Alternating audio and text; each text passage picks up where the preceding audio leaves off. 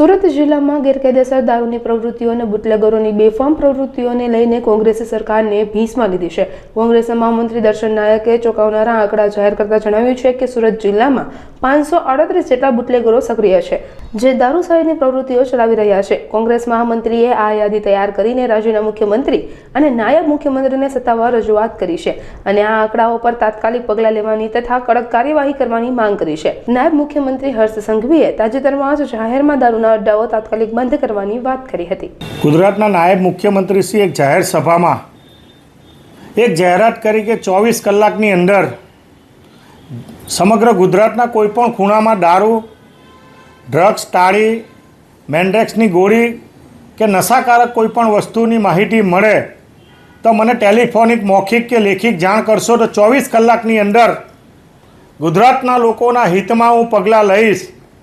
આ જાહેરાતના અનુસંધાનમાં ગુજરાતના એક સામાન્ય નાગરિક તરીકે, સુરત જિલ્લાના એક નાગરિક તરીકે તારીખ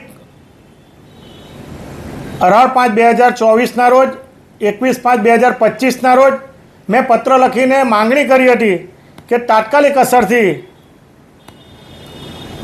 સુરતમાં દરેક તાલુકાઓમાં જે રીતે દારૂ, ડ્રગ્સ અને તાળીની બડીઓ મોટા પ્રમાણમાં ફેલાયેલી છે અને સુરત જિલ્લાનો ક્રાઇમ રેટ પણ મોટા પ્રમાણમાં તમને જોવા મળે છે।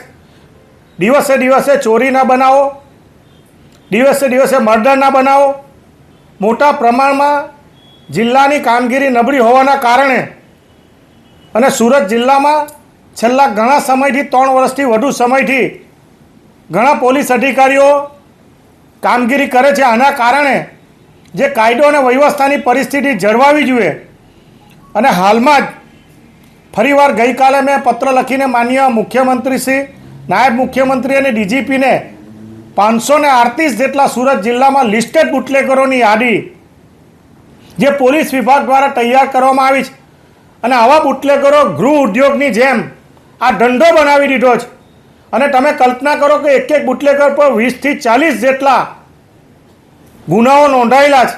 એટલે કેટલા સમયથી દારૂનું વેચાણ કરતા હશે, કેટલો દારૂ વેચ્યો અને કેટલો દારૂ લોકો પી ગયા અને એને લીધે સુરત જિલ્લાના કેટલા હજારો લોકો મૃત્યુ પામ્યા હશે, એ પરિસ્થિતિ સુરત જિલ્લામાં જોવા મળે છે। આજે પણ ઠેર ઠેર તાલુકે, ગામડે ગામડે આ દારૂ, દેશી દારૂની ભઠ્ઠીઓ, તાળીઓ વેચાઈ રહી છે।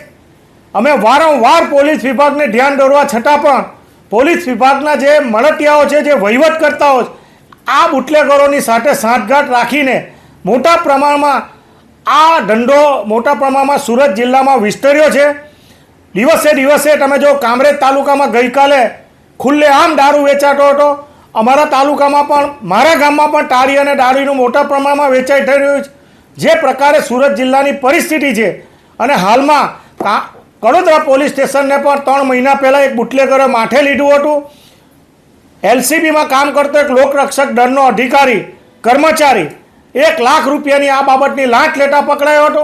એટલે તમે કલ્પના કરો કે સમગ્ર બાબતમાં સુરત જિલ્લામાં કાયદો અને વ્યવસ્થાની પરિસ્થિતિ આ દારૂના વેચાણ, ડ્રગ્સ, દારૂની બડીના કારણે અને મોટા પ્રમાણમાં વહીવટકર્તાઓ અને બુટલેગરની સાંઠના કારણે તાત્કાલિક અસરથી આ બડી દૂર થાય, ગાંધી અને સરદારનું ગુજરાત અને સુરત જિલ્લો ડ્રાય મુક્ત થાય, એ દિશામાં આવનારી પેઢી નશાથી મુક્ત બને, એ માટેનો મેં પત્ર લખ્યો છે।